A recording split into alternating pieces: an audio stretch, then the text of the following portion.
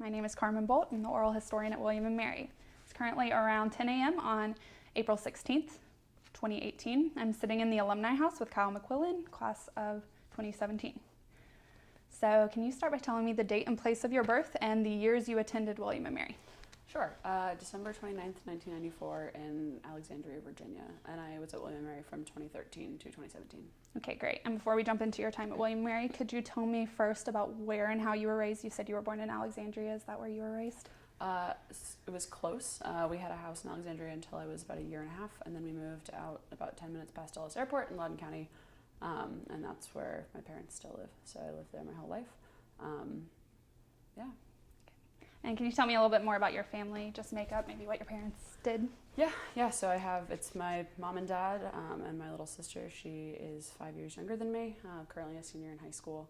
My mom is a nurse, and my dad does federal contracting, implementation of financial strategies or something. He tells me about it a lot, and I never remember what he actually does.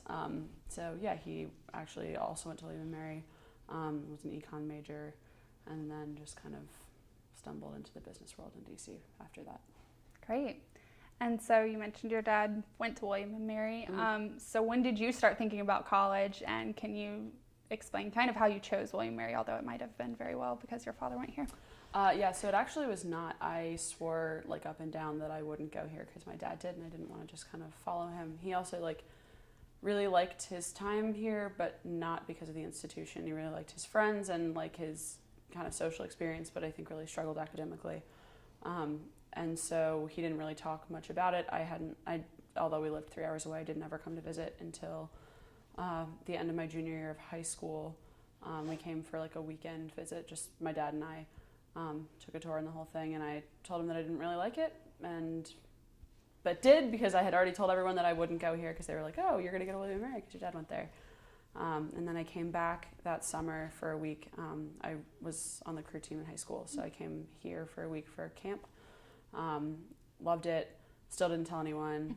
And then in October, my parents were really frantic because I hadn't expressed interest in any colleges. My mom made me go to UVA, and on the drive I begged her not to make me go visit because I hated UVA.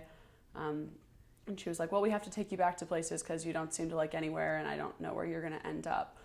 And then I had told her that I had already submitted the early decision application to William & Mary. They kind of went from there. Ended up one and done. What was your mom or dad's reaction to that news? They were both very surprised, obviously.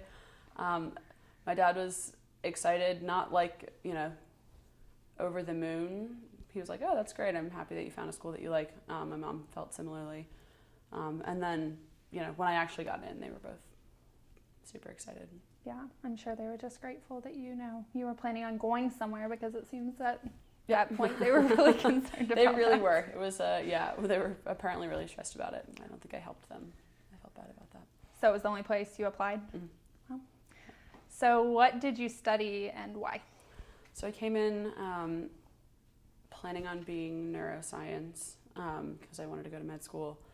And I took the first rounds of all of the intro science classes for PreMed that would have fallen under neuroscience, and some psych classes. Didn't really like the psych piece as much as I thought I was going to. I took a Spanish class in my first semester because I took Spanish all through high school and really liked it. And so I decided to not be neuroscience because I didn't like the psych piece, and I thought I would just be biology, and that would still get me all of the PreMed requirements. So I kept taking Spanish classes, just kind of dabbling, moved from just basic intro stuff into more true Hispanic studies classes, cultural studies classes. And ultimately, the second semester of my junior year, decided that I really wasn't happy, and that I really hated the science classes, and that I wasn't actually supposed to just keep struggling through them, even though I really didn't like them, because if I continued to struggle through 4 years in science here and then 4 years of science elsewhere, I wasn't going to like a job in science. So at that point, I had already picked up a Hispanic Studies major, so I dropped my biology major to a minor, so I didn't have to take a ton more classes, and decided to pick up the Hispanic Studies major. So yeah, kind of went from there. So what kind of reception did you receive from your family and also from individuals at the school when you decided to make that change?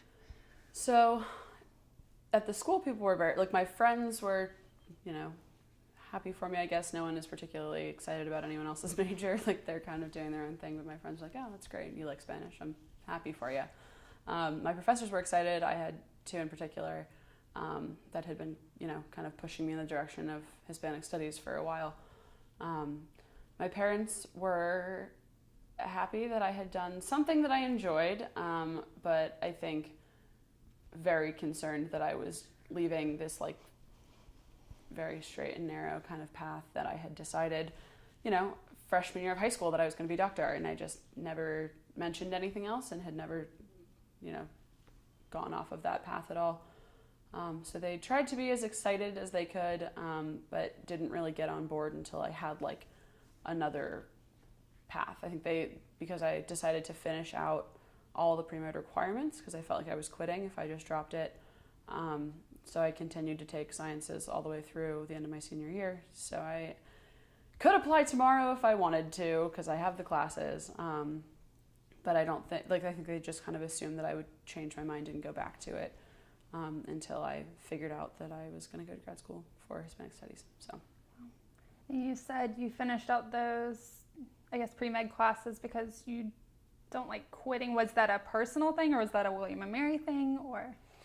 I think it's kind of both, right? Like, this is a really interesting culture with the student body as far as, like, pushing yourself beyond what is maybe necessary or healthy. And so I knew that I was miserable and knew that I hated them and that I wasn't, like, excelling and it wasn't what I was supposed to be doing, but I decided to stay because, like, I didn't want to be, one of every however many freshmen that comes in is pre-med, right? And then, like, 80% of those people drop by senior year, and it's because, a lot of them shouldn't have been pre-med to begin with, and a lot of them aren't good at science, and a lot of them are not supposed to be in medicine. But I didn't want it to seem like I had spent all of that time for nothing, and, like, I was quitting on this, like, dream that I had kind of concocted for myself far before I got to school, and I really just didn't think that it was an option to change my mind. Great. So I want to jump into a couple of different things you said there, but before we get to that, if we could back up a little bit and you just tell me about your first memory at William and Mary, whether it was that junior year or when you finally came here as a student, what it looked like, what it felt like, smelled like. Yeah, so I had, like, a couple of visits before I actually got in. The first one with my dad that first weekend, I don't remember much of what we actually did that weekend. I just remember, like, thinking it was pretty and immediately being more drawn to this place than I was to UVA or any of the other schools that I had seen. Crew camp was nice, but we were not on campus a lot. We were, out on the water and doing other things. I think the first time that I, like, really, like, enjoyed being here and, like, really fell in love with campus was after I got in. We found out, like, one of the last days of November of my senior year of high school, and so my parents decided to come down for a long weekend a few weeks later, right before Christmas.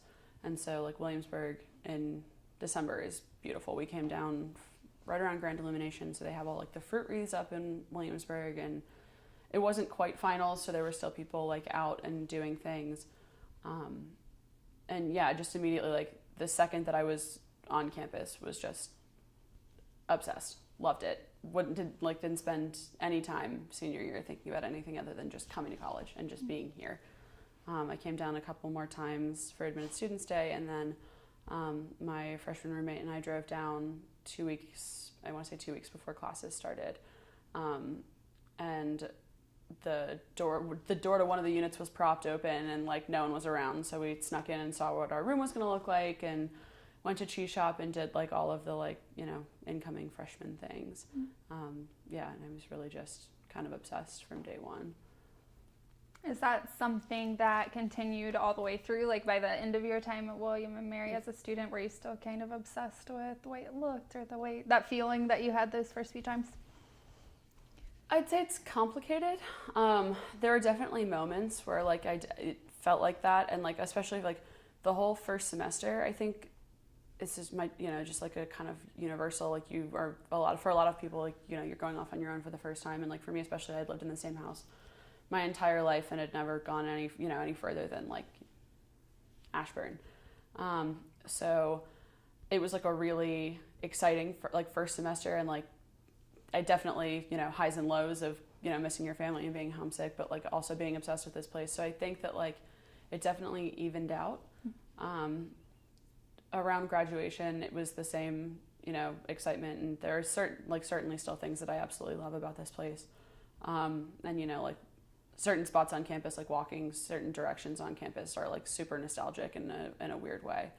And like doing certain activities really still bring that out. But I would say it definitely has changed with my experience of actually being here, because I kind of created this place in my head as being so different and so unique from what I had done before, and so far from home and all of these things. And after this is my 5th year here, it's kind of home now, so it like is still a great spot, but it's different. Mm-hmm.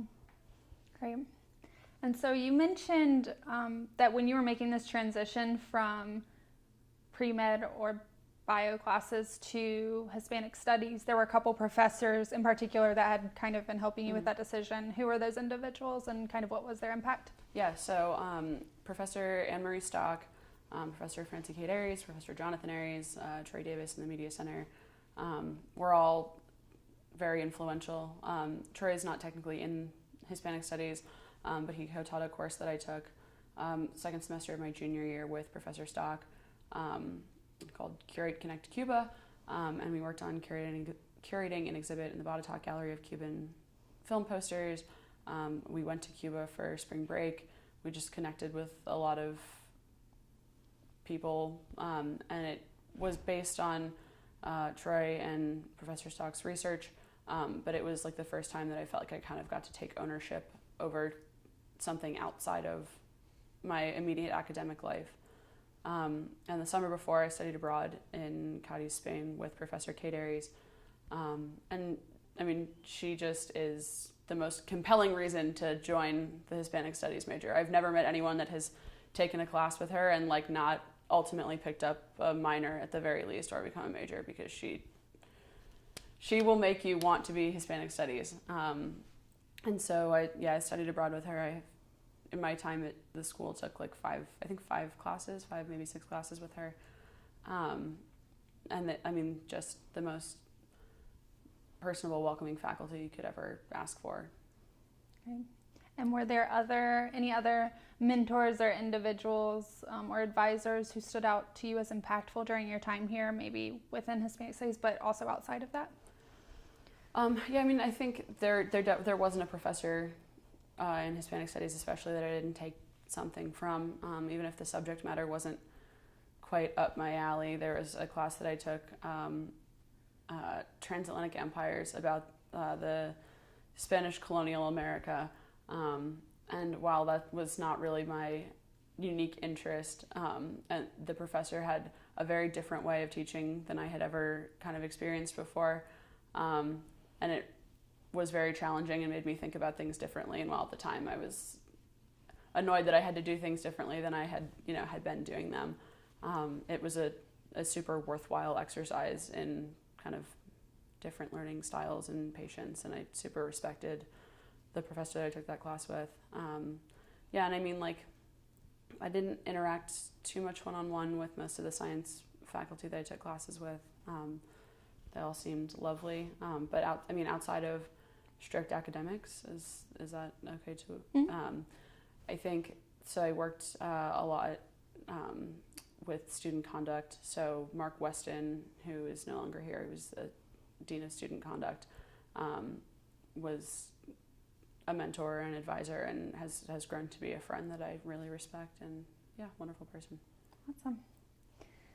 So when I ask this question about notable professors or advisors or mentors, I also like to bring up the president of William & Mary. I pretty much do that across the board, because at William & Mary in particular, at least for periods of its history, it seems like there is a proximity between the president or the administration and the students. And so I was wondering if you have any reflections on President Reevely's presidency or his impact at William & Mary, whether personally to you or just more broadly, whether positive or negative. Yeah, I mean, like, I didn't really have a lot of ties to President Reevely. I've never met him. He was kind of like I would say more a myth within some of the student body than anything else. He was on t-shirts and dressed up as Santa and the whole thing. Yeah, I mean, I think that position is probably complicated for anyone. This happens to be 2018, and it's a pretty contentious time as far as, you know, social justice and moving forward. And I think he ended up being in a bit of a tough spot at the end of my time here, as far as you know, like, he met with Black Lives Matter and tripped over some words that made it sound like he didn't really understand what students of color were going through on campus. And so it was a little bit of an interesting, I don't know, kind of juxtaposition within, like, you know, his image within the student body is like, all of a sudden this person that, like, everyone is, like, obsessed with and, like, is on t-shirts has said some things that, like, ooh, maybe they're not actually great, and, like, maybe this is different than we thought it was. But again, I think a lot of that also comes with being a public figure. And I don't have a ton of opinion. I appreciate the work that he does. I know that it's taxing and hard, and you devote your entire life to a school. But yeah, I mean, I'm definitely excited to see, after 325 years, the fact that we've only ever been able to pull white men as qualified leaders of an institution is shocking and genuinely unacceptable. So I'm super excited for Katherine Rowe to come in and to see kind of what she does as, you know,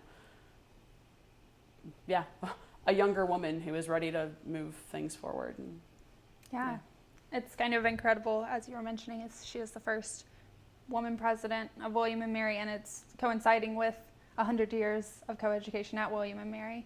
Do you have any specific hopes for the new president, or kind of the direction the college will go in under a new presidency? You know, there are, like, a couple of things that I think, like, really people would like to see happen. I don't think just having a single female president is enough to say that we've, like, walked into 2018 the way that we should. The faculty, while lovely and very qualified and wonderful people, like, it's white. Like, the faculty is upper middle class and white and older. I like, traditionally male. Would love to see women of color, like, which doesn't seem like a lot to ask, and it's not super radical.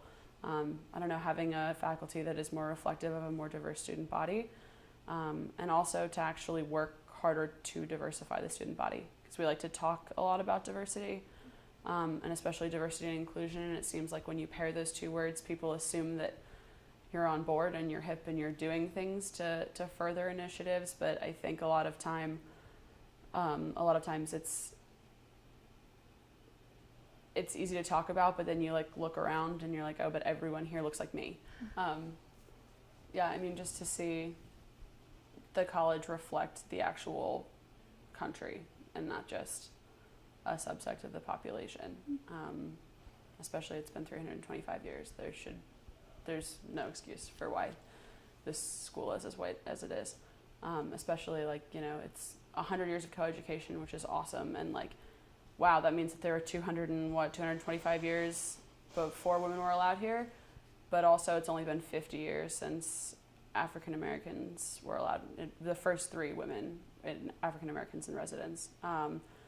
So, you know, while slaves built the college and while people of color worked here and, you know, were mistreated here long before they were ever allowed in residence, like, we really like to celebrate these anniversaries. And while it is great, and while, thank goodness, we've done it and we're moving forward, like, it's been 50 years and, you know, everyone is still white, and it's been 100 years, and it's our first female president. So it's time to actually do some things. definitely. Thank you for reflecting on that. I know it's kind of a packed thing, and it will be interesting to see what happens over the next several years. So I have some broad questions for you here that allow you some time to reflect. So this one, just to start, some of your favorite memories of your time at William & Mary. Okay. That's tough. I have a lot of them, big and small. Like a lot of them freshman year were small things. It was the second night of college, right? So we got here on a Friday. Friday was move-in, and Saturday, my roommate and all my freshman hallmates were gonna go out. We're gonna, go find a party or go do something, because that's what you do in college. And so a group of 10 or 15 of us set out in a pack to go find somewhere to go out, and shockingly no one wants 15 freshmen in their house. So we wandered for an hour and a half looking for things to do, didn't find anything, and then ultimately the pack broke up, and my freshman roommate and two other freshman hallmates went to Wawa and got mac and cheese for the first time, because we'd heard that that's what you do as a student here, and went and sat on the sunken gardens. And it was just my first, oh, I actually go here kind of moment. After that, a lot of things. The candlelight ceremony at graduation, all of graduation was nice and fun and good to see family and a little bit stressful. But I think the candlelight moment was the most impactful piece of that for me, because it feels like that's actually about you. The rest of graduation kind of feels like it's about family in the school, and that's awesome, and a perfect opportunity to thank your family and everyone for getting you through this, and especially me, giving me all these opportunities to get here and go through this. But yeah, I think that was really an opportunity to sit and reflect on the people that I had become friends with, and I was with my freshman roommate and her now fiance and my other best friends, and it had was a long time coming for sure. I'm trying to think. They used to have in Colonial Williamsburg these cups that you could buy for $13. They were good for a calendar year, and you could go walk into CW to a couple of different storefronts and refill them with ice cream or cider or soda or coffee or hot chocolate. And so, those were some of my favorite things freshman years. We would all walk into CW and go get cider refilled. I didn't do too well here in my first semester, academically, but I just had the best time that first year. I did everything, did as many things as I could. Really felt like I kind of grabbed in and really bought into everything William & Mary.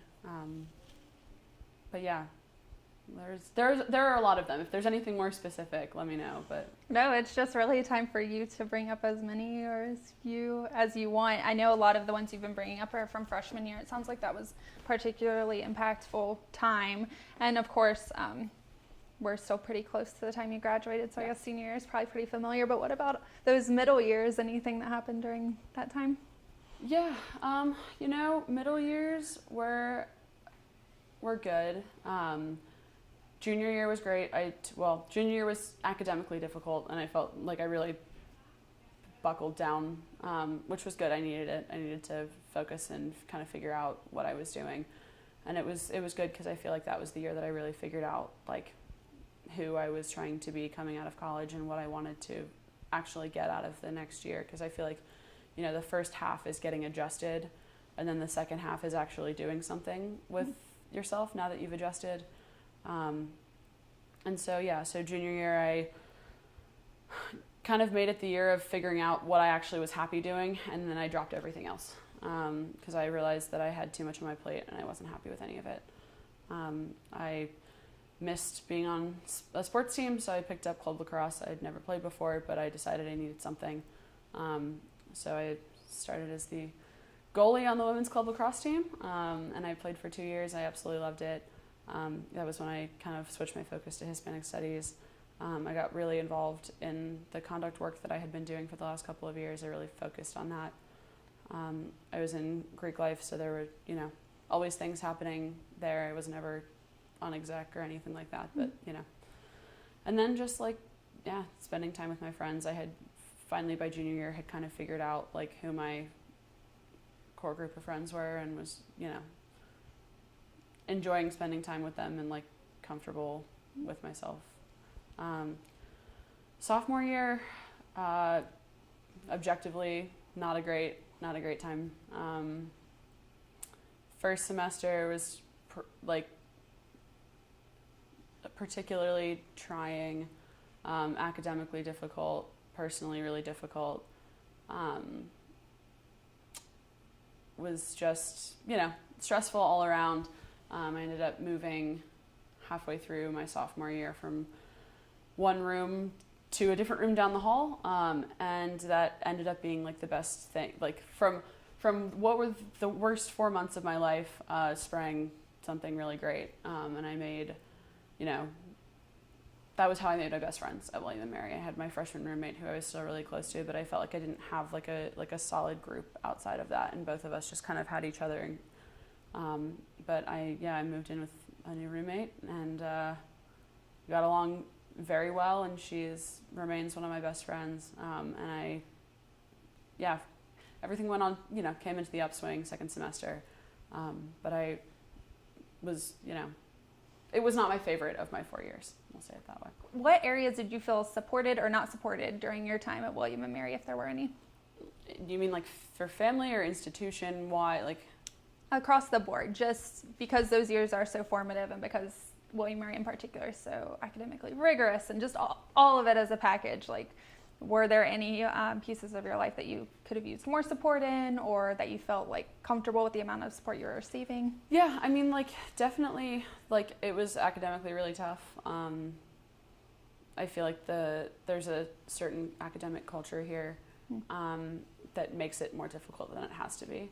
And it feels like we make it harder for our peers than it needs to be, by perpetuating a stress culture and essentially I'm working this hard. What do you mean you're taking the night off? I have 4 exams and 6 papers and I have to go to lab and publish this, and it's just ridiculous. And I bought into that more than I should have, and especially in the pre-med world, there's the sense of I have to do really well in this, I have to do really well in that, and I have to be better than everyone else because it's a competition at all times. And I wouldn't say the student body is necessarily competitive. My friends and I all shared notes and studied together and were very helpful. But there's the pressure to get to the point where you can go to med school or go to law school or be in these leadership positions on campus that are so sought after and so highly regarded as being so important. And so, yeah, I think definitely it would have been nice to have anyone say have people acknowledge oh, it's actually fine if you're not interested in doing any of those things, or if you're not 4.0 and going to graduate with PBK, that's actually okay. It's not a mark on you as a human being. It's just not everyone has a 4.0. That's fine. But yeah, I mean, my family was always super supportive. And again, my dad had, I think, a similar experience with the academic rigor was there for sure. And I think we both felt sometimes needlessly, especially in some of the bigger classes that I'm well, why do I have to get a 79.3? I had a complete meltdown in my Calculus 2 professor's office because I had that final back-to-back with physics and then a biology final the next day. But it wasn't technically through within 24 hours, so they're not required to move them. And I was in this particular professor's office and was just I had gone to office hours a bunch and I had, very little grasp of the material. It was really just not for me. And I was just so stressed and so done with the whole process. And I was just can you please help me? I'm 1 point away from a B- in this class, and I just need that little bit of support. I just need it to be moved or an extra credit assignment or something. And he just looked at me and he was like, it's a learning experience. Not everyone's supposed to get A's in every class. And I was like, and that just sent me over the edge, just burst into tears. And I was like, yeah, you're right. But like, I'm not asking for an A. I don't need an A. I need a B minus. Like, please, for my own sake, like, I have worked hard enough to merit a B minus. And like, it was just like, good luck. Not everyone deserves A's in college. Cool. That's awesome. So I definitely felt challenged sometimes, almost to the point of needlessly. But like, that was very different in Hispanic studies. That was very different in the humanities side. There was not a time that I needed something or needed guidance or support or got an extension or someone to help me edit a paper that it wasn't, readily available. So I think, different disciplines handle things differently was something that I saw a lot. Yeah. Would you say that's, so I guess to preface, since I've gotten here, I've heard a lot about this, the student stress and the weight on students because of this academic rigor, and not just academic either, but this participatory thing where you need to hold these leadership positions and all of this, these other extracurriculars. Would you say that that's something that like higher level individuals, whether faculty or administration at William & Mary, are aware of or doing anything to address? Did you see that during your time? Not really. Like, I think everyone's aware of the fact that students are doing a lot. But I think it's more of a point of pride, especially for the administration. It's like, look at our students. They can hold, straight A's and also play a varsity sport and then a club sport and then, take on 6 different clubs and activities and work for admissions. And you're like, that's the William & Mary student. They can do it all. I think individual professors are very aware of stress, but also a lot of them, I don't think, know individual activity levels. So when I was talking to a couple of my mentors while applying to grad schools, they were like, oh, can you send me your CV and I can look at some of the things that you've done and we can talk about it and whatever. And I sent it over and they were like, we had no idea that you were doing these things while you were here. I think there's just such a division in a lot of cases that they only see you in that one activity. So you seemed fine in that meeting that we had. And you're like, oh yeah, because then I went to 6 other meetings. I think it's definitely something that should be worked on from an institutional level, but I don't know how that would even happen. Because I think it's a lot of student perpetuation. Yeah, it's an interesting balance. I'm sure it would take to strike to keep, to address the pride there, right? The pride in these things and the fact that students are capable clearly, but, doing all of these things, but at the same time, there are real risks to a student's welfare and health for them having to carry that continually. So, thank you for your reflections on that. So there are a couple other things I want to bring up that may have been difficult during your time here. They're not directly related to you, but they occurred during your time here. So I thought I'd bring them up before we transition. So, and this first thing has happened across decades and will continue to happen. But so sexual harassment and assault on campuses, major issues. And, in the 2000s, it's been, or especially during the time you were here, it's been discussed somewhat thoroughly, at least in flat hats and things like that, whereas decades before it really might have been a little more hush-hush. But can you describe what the culture was like on campus regarding sexual assault during your time here? Yeah, so that's an interesting question. I think I have 2 sides to that. The first, looking at it from the student conduct side, so in my first 2.5 years here, it was before the Virginia Title IX legislation kind of came into being that requires outside groups to come in and address sexual assault and sexual misconduct violations on college campuses. So before that time, the way that William & Mary handled student hearings for sexual assault and sexual misconduct were on boards. So it was a dean of students, a couple of members of a group that worked externally with Title IX, someone else from Student Affairs, and a chair of the Student Conduct Council, as well as someone from the Student Conduct Council recording. So, I mean, the way that those panels were run, we were in a boardroom in the campus center, and you had the two students that were part of the situation on one side of the table, kind of right next to each other, and all of these people in the room that were related to the campus and technically unbiased, but also worked in student affairs, and two of us were students. And I think it just was just the worst possible way anything like that could have been handled. Like the unequal power structure that created in those hearings, like the victim blaming kind of questions that were perpetuated, and like not even intentionally, but like, okay, well, like it says here that like you were at a party, like what did you, like walk me through your night, and like you as a student that has been sexually assaulted are then trying to justify your actions through a night that ended in this like horrible thing that has been traumatic and possibly one of the worst things you've ever gone through. And like you have this group where like it's pretty exclusively white men are like asking you like, oh, okay, well, like like so you went to this party, like how, you said so you drank, like yeah, okay, like okay, but like how much did you drink?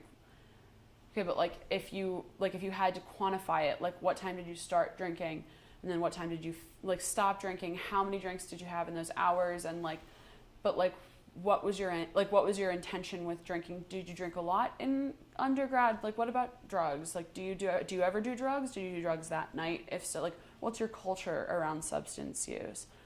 Like things like that like were used in general student panels, like conduct panels, were being turned on sexual assault survivors. And I think it was just like the complete lack of understanding of any better way to do those cases.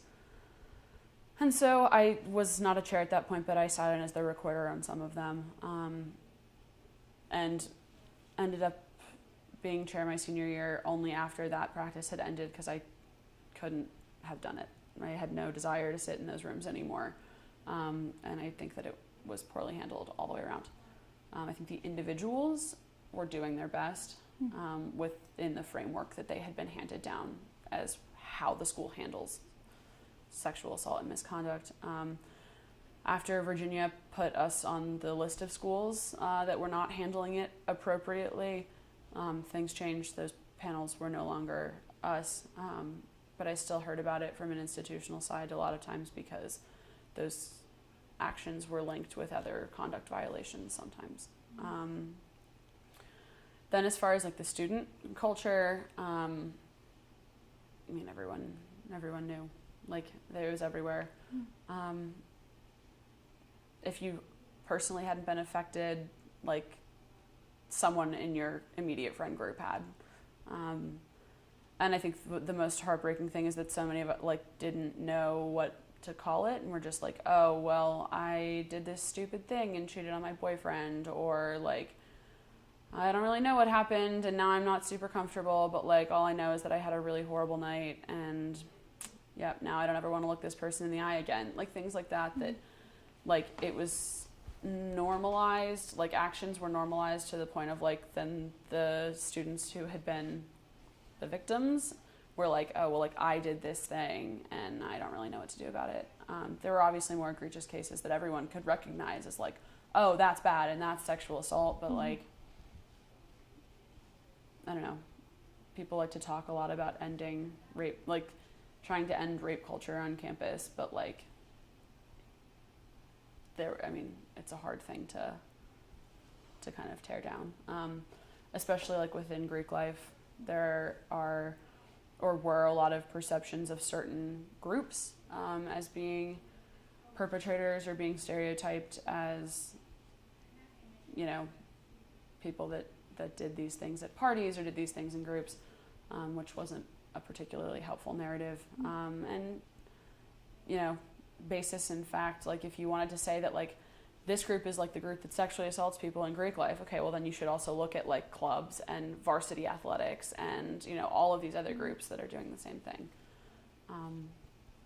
So yeah, I mean, like it was there a lot, and I knew a lot of people that were directly affected in one way or another. Yeah, it sounds like it was incredibly prevalent.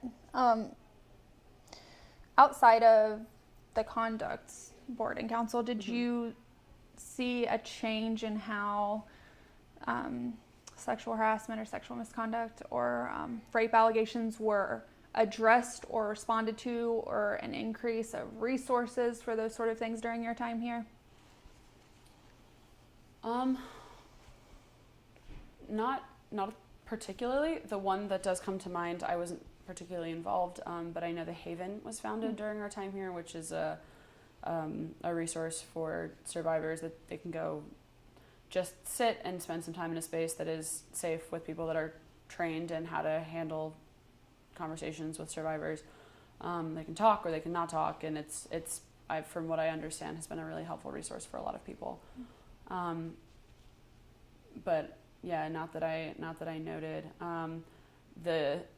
The question of like mandatory reporting was a lot more talked about in my last 2 years, because certain staff, the majority of staff and faculty on campus are required, they're mandatory reporters. So if they hear something from a student about a sexual assault allegation, they are required to go to the school with those allegations, regardless of whether or not the student actually wants that to happen. So there was a lot of talk about how that changed dynamics with advisors and mentors, and like even RAs are mandatory reporters. So like, you know, your peer down the hall, my best friend, my sophomore year was an RA and like a mandatory reporter. So like, you know, like you can't have conversations in confidence about things like that with, you know, people that are your friends, because they have to tell the school. Like it creates a really weird dynamic and kind of a weird power vacuum in a lot of ways. But yeah, I think those were the kind of the dominant conversations that I had heard.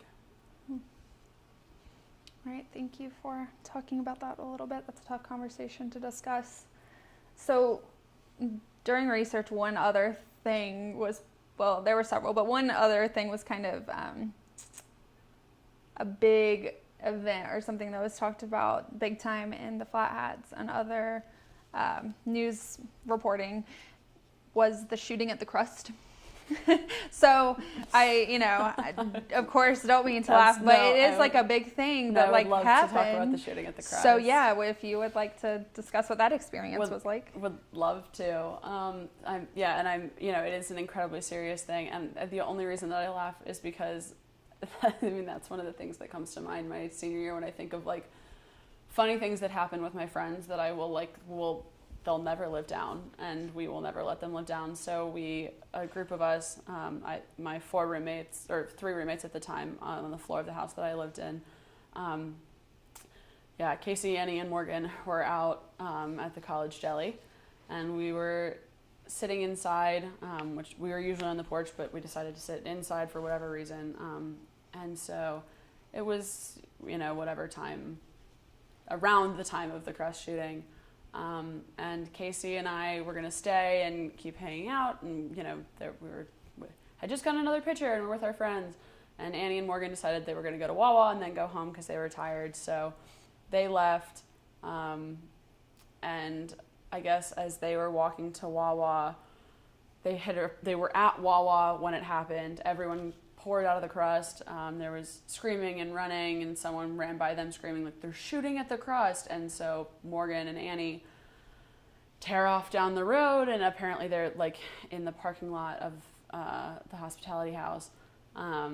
There are like a bunch of taxis generally just waiting, which is a little odd. I've never seen anyone actually use them, but I guess Morgan and Annie ran to get away, and a taxi picked them up, and it was like this like older woman who crochets things, and she was like, "We got to get you guys out of here." And they're like freaking out and tried to call Casey and I didn't pick up, and Casey did, and they're like yelling at her about needing to leave.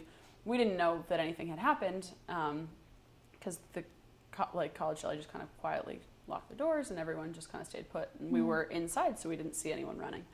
And so we just thought that they were being ridiculous, and I guess they went home with the cab driver. They got her card. I think one of them bought something crocheted from her at one point. But yeah, then Casey and I, just walked home unaware of anything that had happened, like, hour and a half later, and were only informed when we got home, and they were, still freaking out. Wow. And Morgan likes to spin the narrative that she saved Annie from the shooting at the Crust. So. What a series of events that really It was. kicked It off. was. So that was probably not the deep reflection that you were hoping for, but it was a ridiculous experience. Now that's your memory of that event. I think the fact that you tie those two things happened, simultaneously. I think that's important. Cause and effect. But I do wonder, if you don't mind me asking, if even outside of some of those events, if there was any sort of concern that stemmed out of this about campus safety or the potential of shootings on campus. Obviously, Virginia has a really, that just really hits home for Virginians in particular, but of course across the nation. And so I was just wondering if that really sparked any sort of greater fear or concern. On a more serious note, I would like to say yes, and I would like to say that everyone tried to rally behind that as this is something that we should be concerned about. And I think it might, it got some press, obviously, in the Flat Hat that you read. I think the reception was more confusion, especially since, and this is horrible, there shouldn't have to be, a death for people to be worried about it. I know the bouncer was severely injured and was in the hospital. But there was kind of an understanding of, that was, a kind of a one-off event. And, they're like, it wasn't a student, and, again, not that makes it any better. But yeah, from my perspective, I didn't have any kind of lasting conversations about safety or anything in relation. Sure. Great. Well, thank you for answering that. So we're going to jump into something you've already talked about a lot, but we're going to just talk more about it if you don't mind. So as a student, as has been made extremely clear, you were involved in a number of activities. That's true. You were a member of a sorority, Kappa Delta. Yep. You rode for the crew team your freshman year, and then you played club lacrosse your junior and senior years. You participated in student conduct. Were there any other organizations or activities to add to that list? Probably a dabble. I was in a club called Charity Water. It existed for, I think, 3 years, and then the girl that had founded it left, and it kind of died. But yeah, those sound like the primary activities. So what motivated you to be so engaged in those particular activities? What was it about those activities that caused you to want to get involved? So freshman year, I joined crew immediately because I loved rowing in high school, helped found the team at my high school, and was just one of my best friends from high school a year above me came here and was on the crew team. And I was like, I need friends. I love the sport. Why not? So joined that immediately, recruited my roommate. So we rowed together, and that was that was the only thing that kept us on the team for so long, was having each other to, wake up and commiserate and do all those things. As far as Kappa Delta specifically, I hadn't ever anticipated joining Greek life. It wasn't something that I was interested in, but everyone on my freshman hall was rushing, and I was worried that I wouldn't have any friends or have a way to make friends, especially since it had been 2 weeks. I wasn't really close with any of my freshman hallmates the way that it seemed like other freshman halls were. It's kind of a front. It's a weekend. No one's close with anyone. But even so, I didn't feel connected. And so I was like, this is a good way to do it. I'll do it for a weekend, and then I'll probably quit. And then I didn't. And yeah, I stayed in all 4 years. It was absolutely the way that I made my best friends. And it was challenging in its own right, and a lot of, challenges that presented in my personal life arose from relationships that had come out of Greek life. But yeah, I wouldn't have traded my particular experience. There are things about Greek life here that I would change. But yeah, Kappa Delta specifically was a really good place for me. And I was never on exec or particularly involved. But the vast majority of my friends came from that group. What else? student conduct. I definitely think was like the most formative thing I did while I was here. I joined my freshman year. It's in like an application process and then interviews, and it feels official, and I wanted something to do that was related to the actual institution, not just a club for myself. Honor Council sounded cool, and then I found out that conduct does the same thing, but everything that isn't lying, cheating, and stealing, which is what honor does, and that they work closely together. So I joined conduct and just immediately loved it. We worked with outreach to like students about student rights and responsibilities. We worked running student conduct panels from anything from alcohol violations to more serious things that warranted permanent dismissal from the school. I worked really closely with the Dean of Students office and had a really great experience working with Mark Weston, and I worked less closely but sometimes with Dave Gilbert. And yeah, just felt like I was doing things that actually kind of mattered for the institution and rather than just a group. I think that's why I stayed involved with that and engaged with that one particularly for so long, because it really felt like an opportunity to change things about the school that I didn't like. Yeah, and then as far as club lacrosse, I really missed sports. And then like two of my best friends were on the team, and they were saying that there hadn't been a goalie for like a season and a half, and that was getting really difficult. And then they were like, "Oh, you're kind of sporty, right? Like, yeah, just kind of practice on Tuesday." So I did, and then I went back and loved it.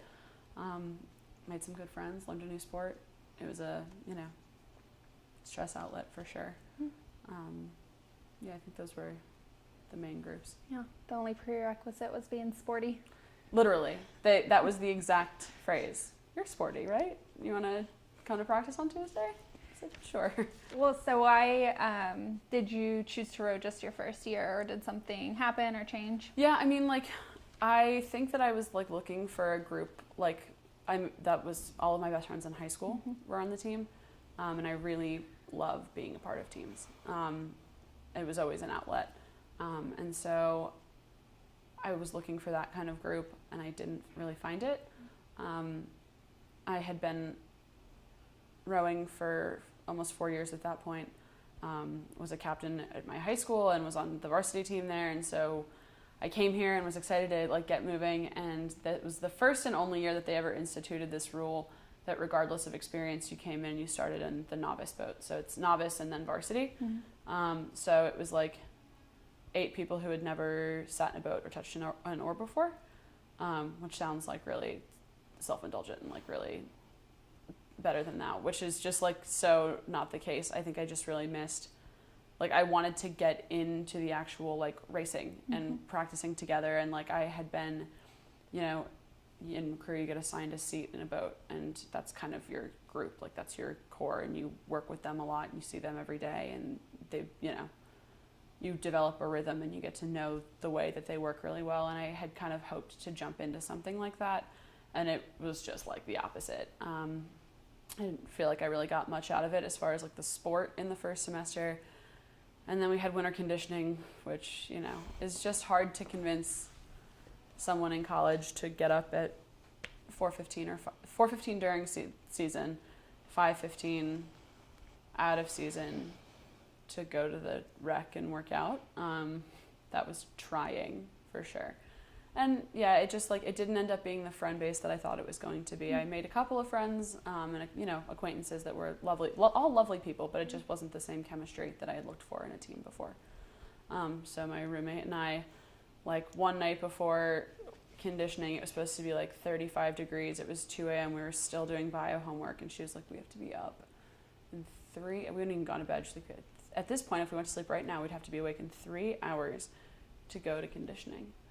And we both just kind of panicked, emailed the coach, and quit the team. Like in like 35 seconds of being like, we can't do this anymore. This is miserable. Like, I'm going to quit. Are you going to quit? And we just bailed. Was that acceptable? Probably not. And is that how you work in a team? Absolutely not. I would have been horrified if it hadn't been, just like immediate stress that made me quit. I just couldn't do it anymore. lazy in the fact that like I just needed to sleep more. So yeah, nothing like catastrophic. It just didn't end up being the thing that I valued most while I was here. Sure. Sleep is important. Yeah. It's not laziness. You were up until 2 or whatever studying. That's legit. What was the coach's reaction? She wasn't happy. But at that point, so then that was the other thing is like we didn't get to work with like the varsity coaches. Our coach was a senior who had been on the team, got hurt her junior year, and so it's just kind of like still wanted to be involved. And they're like, oh, you can coach the novices. So she was also a student, and like I think she was unamused with like the kind of lack of effort that we'd put in. Also, like my freshman roommate that is like the most in shape person I know, swam varsity all through high school, actually turned down an appointment to West Point to come here. And was going to swim at West Point, was like, you know, she's just like so in shape and so dedicated and so determined, and I could just go on for hours about her. But so she was by far the strongest and had like in the off season you row on, you know, ergs on rowing machines, and they you do tests on them and they take your scores. And like her scores were far and away better than anyone else on the novice team and better than most on the varsity team. And so I think the coach was pretty sad to lose her, pure strength-wise, and I was the only one that had ever been in a boat. So technique-wise, was also pretty annoyed to lose me. So 2 out of 2, was not thrilled. I think she took it in stride, but she was also like a second semester senior, so I think she was like, this doesn't matter to me at all. Like, she's like, do what you're going to do. I'm going to keep coaching. It was going to be fine. So, you know, wow, could have been worse. Wow. Okay. Yeah. Yeah, my parents were not as happy as they could have been. Did it feel like a weight lifted for you, though? Oh my God. Yes. Yeah. Yeah, tremendous weight. You also like, you know, we went to Tennessee for Halloween weekend my freshman year for a regatta, right? So you miss the whole bonding experience that is Halloween in college, right? And we drove like 14 hours because our driver, who was another student, got lost. You know, 5 people in like a little sedan plus all of our stuff. So I sat in the middle with my bag on my lap for 14 hours driving to Chattanooga, Tennessee for a regatta. We rode one day, lost, turned around and came back the day after. It was just like, this is exhausting. So you just lost like whole weekends, and every day was immediately in the morning, and I just couldn't do it anymore. Yeah, that sounds completely understandable. I'm glad you felt relieved to not have to do that anymore. I did. I got my life back. Oh, wow. Okay. So, you attended William Mary during an incredibly interesting nationwide, worldwide time. And I think history will look back on this time as an incredibly interesting, contentious period of time. So how did you see some of the nationwide or worldwide sociopolitical issues that were going on during those years affect the campus or you personally? And that could be anything from same-sex marriage being legalized and upheld in Virginia, shootings in Orlando, terrorist attacks around the globe, the election of Donald Trump as the United States president, or any other things. So how did you see those play out? So for your first one, same-sex marriage being legalized in the U.S. I was abroad during that point. I was in Cadiz in Spain, and we had a couple of out kids in our study abroad group, and we just went for it. We went out and had a great time. I got home to my host mom, who was incredibly conservative, and she's sitting at her kitchen table watching it on TV, because there's always a TV in the kitchen in Spain. It's always on. And so my roommate and I got home, because we were 6 hours ahead, so we didn't get the news until we were out of class. We got home at like 2 p.m., so it had just happened here. And her mom was a circuit court judge in Texas, so she had performed the first like marriage of like this like 88-year-old gay couple in Texas, and was just like so excited, and sent a picture to Juliet and I, and we were like, you know, so happy, and everyone in our group is happy, and we come home and our host mom sitting at the table sobbing, because this is the moral ruin of America, and just could not have said more about the moral ruin of the country and the world and the whole thing. We're like, you are Spanish. This has been legal here. You're behind on the times, my friend. But yeah, that was just fun. We went out and had a good time.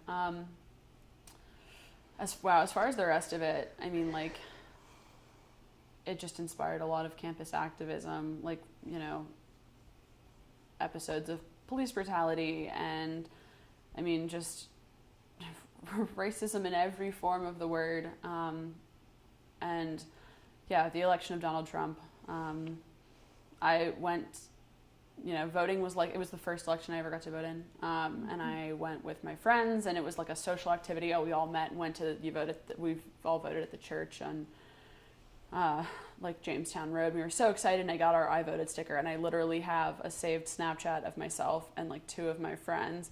And it was like, just voted for the first female president of the United States, like pumped about it, so excited. And you know, because we're such an insulated campus, and we were all like, oh, of course she's gonna win. This is the greatest thing ever. Like, we had viewing parties, like the whole campus had viewing parties the night of to watch Hillary be the first female president of the United States.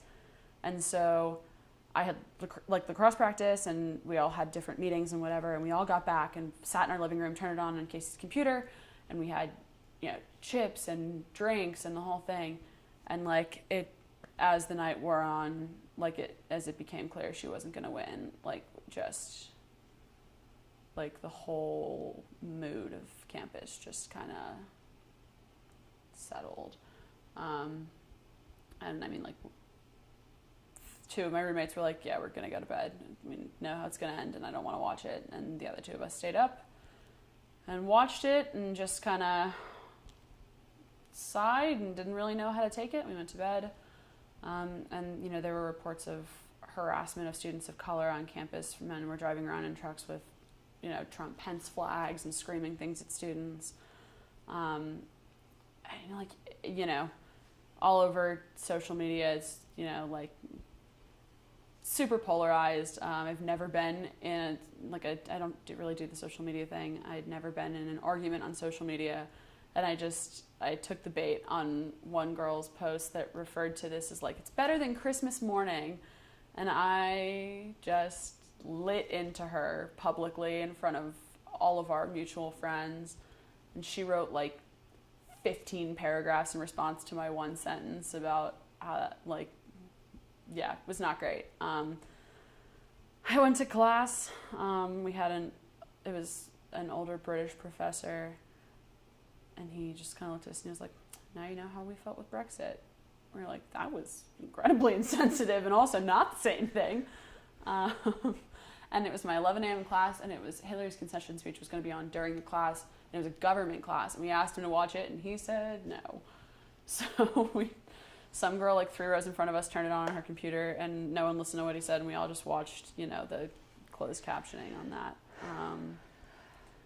It was miserable. Like all day and for months after, and like, you know, all of campus really just took on a very different feel after that, especially like knowing that, like, you know, I had never thought about like, okay, like different political stances as like being markers of you as a person, right? Like, oh, like we're cordial and I want to have a conversation with other people and I like want to, you know, understand where everyone's coming from, but I had a really tough time, like not like, you know, there was a kid who was wearing a America Great Again hat to class every day, you know, and like that you know, people wrote about it in the Flat Hat or whatever, it was around somewhere. And like, oh God, you just like want to hit that kid.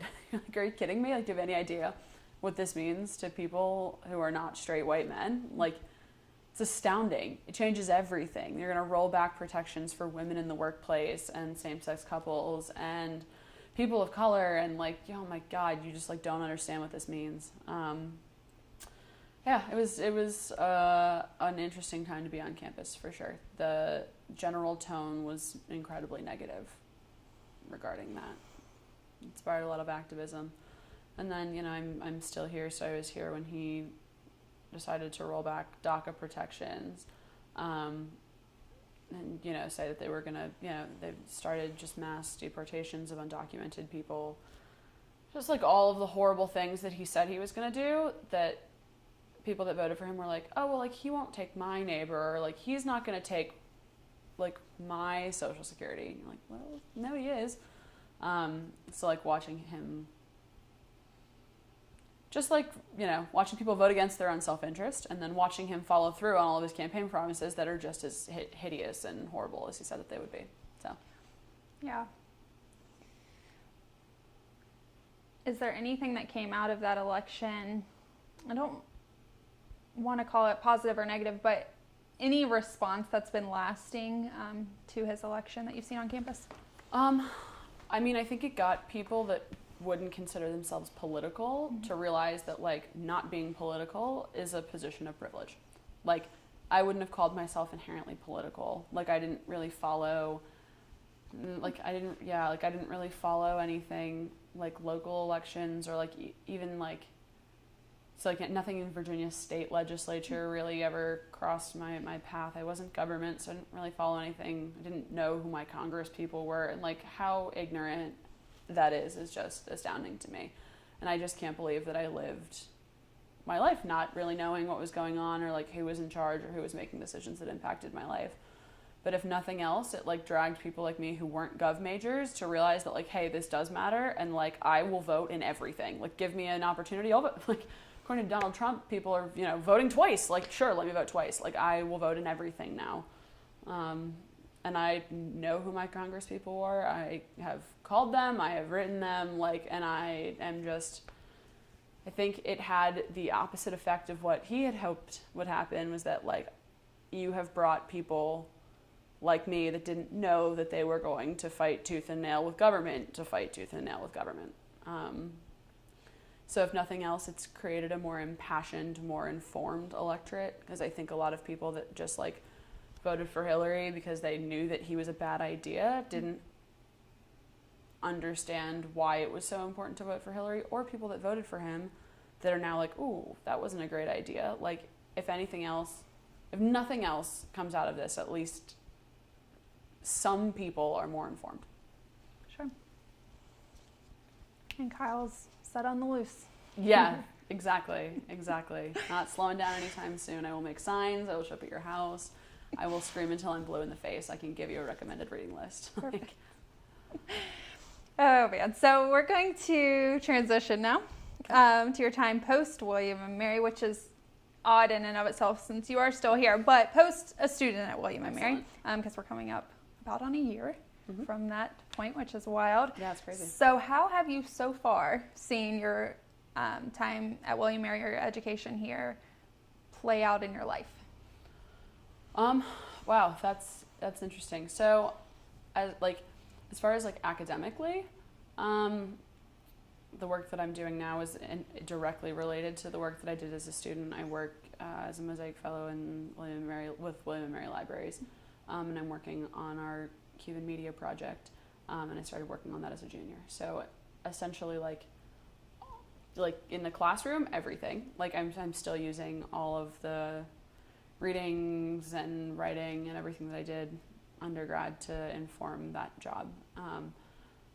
As far as like just in life, I have taken a lot of like the patience and professionalism and like drive and things that I learned here and put those into use in the rest of my life, and that's been good too.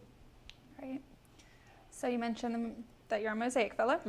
Can you speak a little bit to what you believe to be the value of the Mosaic program? Yeah. So I'm one of the first 2 Mosaic Fellows. The point of the program is to increase diversity in libraries. It was started as part of the diversity plan brought forth by the diversity committee through William and Mary Libraries. And it's to give people of traditionally underrepresented backgrounds experience in libraries and higher education. So I really kind of lucked into this. It was working in the libraries, which I was already comfortable with and excited about, working with Professor Stock and Troy Davis in the Media Center to keep working on the Cuban Media project that I've been really super passionate about my whole time here.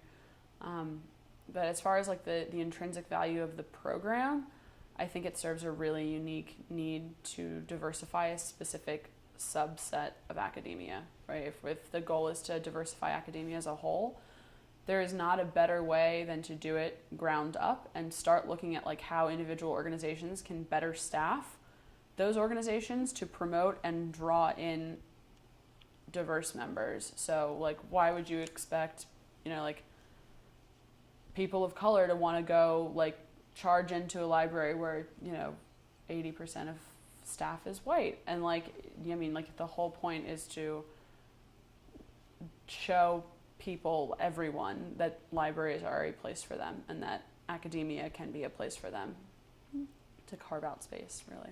Yeah. Is there anything you want to expand on your personal experience with the Mosaic program? Yeah, it's been, it couldn't have been a better job for a year out of graduation. It has informed my career path down the line. I've made some amazing friends. I've had a really wonderful experience kind of existing in the real world, whatever that means, before going to graduate school. I don't have a lot more concretely to say about that. If I can speak to the day-to-day work a little bit, if that's what you were interested in. But it's been a really great experience on the whole. I'm just interested in your perspective on it. I have no ulterior motive here. Excellent. So you made a comment about it, but what has this transition from student to staff been like, and how has it changed or challenged or complicated your perspective of the college? I think it's been really good from my perspective of the college. I was tremendously burnt out at graduation, and even the thought of staying here was really exhausting, because I really worried that the staff position would feel the same as it did as a student. Like, I was really worried that the culture would feel the same as it did as a student, and it does not at all. And I think that this is why there's a disconnect between the stress culture of faculty and staff and the students. Is I think that there's a broader sense of community, but there's also so many safety nets as far as if I have a question, or if I'm need help in X thing, or I'm failing here, or want professional development doing something else, or want to learn a new skill. I can go to any of these places, and everyone is so calm and willing to talk it through, or willing to help me, or willing to point me in the right direction. And so I didn't the transition period, in the first, I think I would say 2.5 months, was just kind of about figuring out how to let go of that feeling of needing to work to this standard of rigor that isn't how anyone should work for the rest of their life. No one should be doing things the way that undergrads here are doing them forever. So I really think that it's been invaluable as far as helping me figure out how to be productive and how to work hard without overdoing it, without burning out, without making myself miserable. Also though, it's just been a really awesome way to kind of take a step back, take your foot off the gas a little bit, and recharge. I'm doing things that I really love with professors and faculty and staff that I really love, and just kind of taking some time for myself for a year to reacclimate to not being an undergraduate. Sure. And kind of on that note, you'll be heading off to graduate school. So how do you see your time in education shaping that future academic and career trajectory? Yeah, if I took one thing from William & Mary's academics, it's that it's not about being able to recite facts. The weirdest facts I can pull from my undergraduate education will never be relevant again. Tardigrades are my new favorite animal. They're called water bears is their common name, and they are microscopic organisms that you can shoot into space or light on fire or compress, and they essentially go into this long state hibernation, and you can subject them to the most heinous temperatures and pressures and all of these things, and deprive them of oxygen, put them in a vacuum, all these things, and then you drip some water on them after that, and they just come right back to life. So these are things that I learned in biology, and those don't matter at all. I don't ever need to know that ever again. I don't need to know anything about half of the things that I learned. I can figure out, if I throw a tennis ball off the roof and it's, the wind is going here, I can figure out where it lands, but it doesn't matter. I think what this place made me realize is that learning as an activity should never should never be something that you stop. And as far as like graduate school, like I'm about to go be a professional student. So I think there's one thing that William & Mary prepares you for, it's more school. So like I am really good at being a student, and I think that I will take the study habits and all of that, but just the understanding of like the fact that learning can be a career is a pretty cool thing. Yeah, that's awesome. So I just have a few more questions left, and they're really reflective. What changes have you seen at William & Mary over the time you've been here, and what do you think about them? It's very broad. That is very broad. So there aren't a ton of things that come to mind. Culture, for the student culture seemed similar. I continue to harp back to student conduct. I think that was where I saw the most changes. One of the things that I was like proudest to have been a part of while being here was working to change student policy around driving under the influence. So we have just had more DUIs on this campus than like anyone should have anywhere. And like you can't drive through the middle of campus, like you can walk anywhere. It's teeny.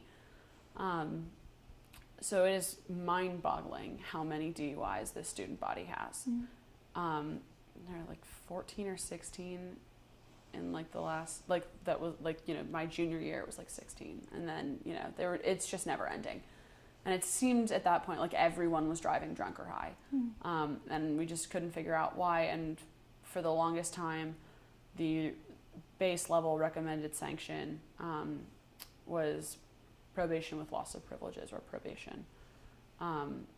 And driving under the influence is something that is like, hits really close to home. I feel really strongly about driving under the influence being like the most selfish, stupid thing that you can do.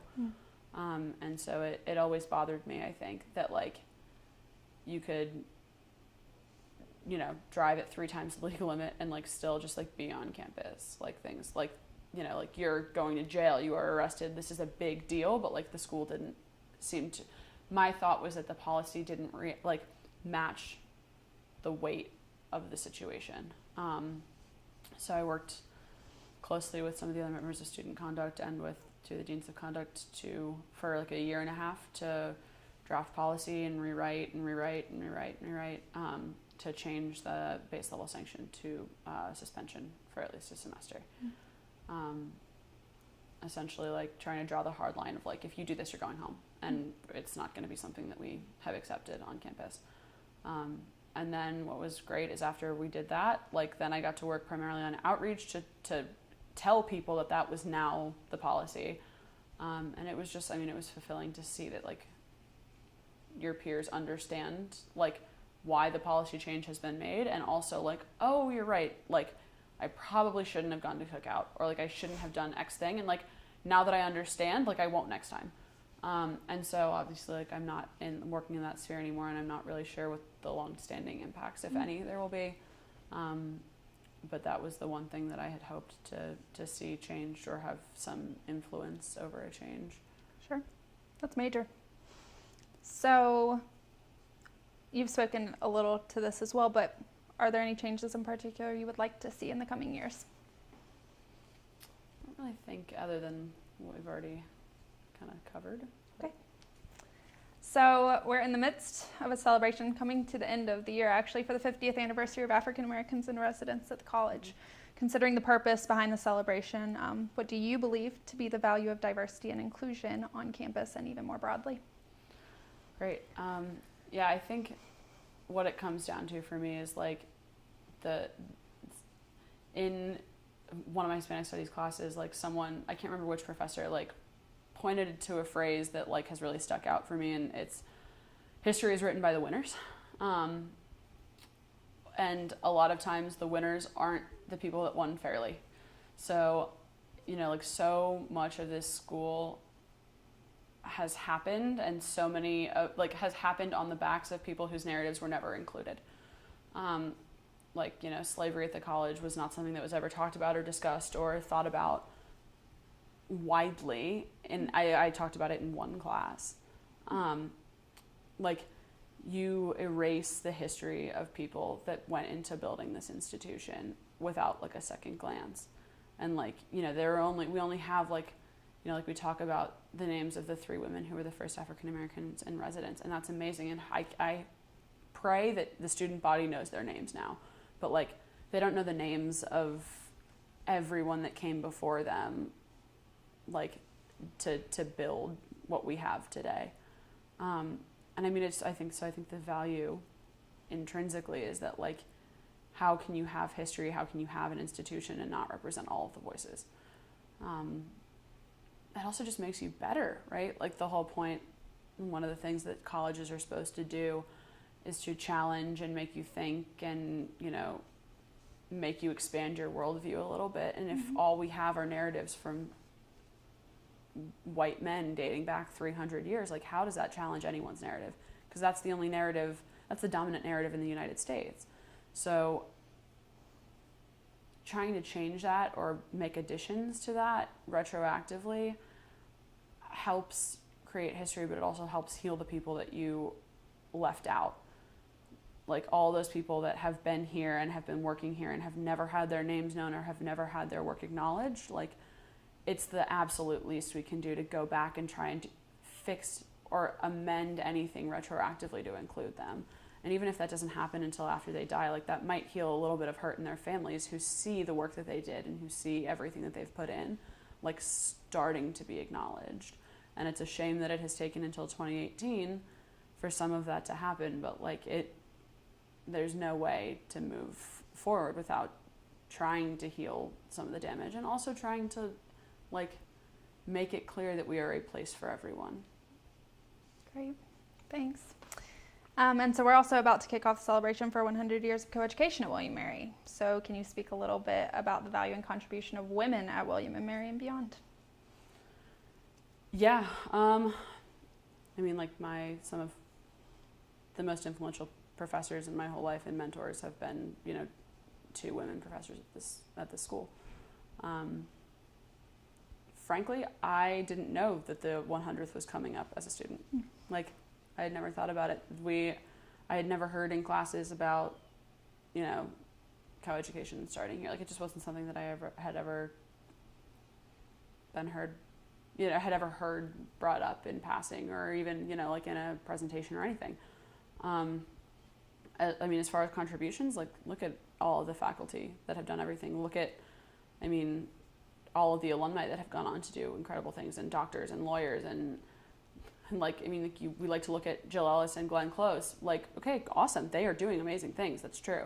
But like, we had, you know, someone who was like the chief scientist at NASA, and like, you know, Congress people, and like, you know, CEOs and all of those things that, you know, are women from William & Mary that we just don't do a great job of broadcasting.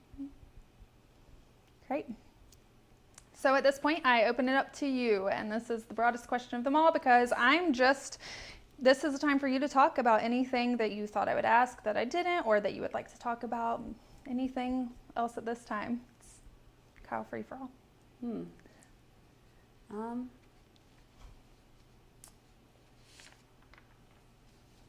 not sure. Yeah, I mean, I think this place has given me a lot, and I've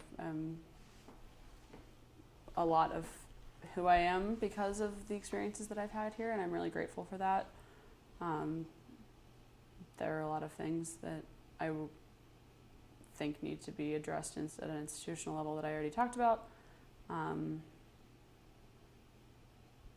Yeah, is it perfect? No, but I have really appreciated my time here. I don't think I have anything else. That's fine. This is one good last chance to tell any crazy stories from those fun 4-bar activities, if you want those on record. I think we'll pass on that one. Thank you. Well, then with that, thank you for participating. This has been wonderful. Thank you so much.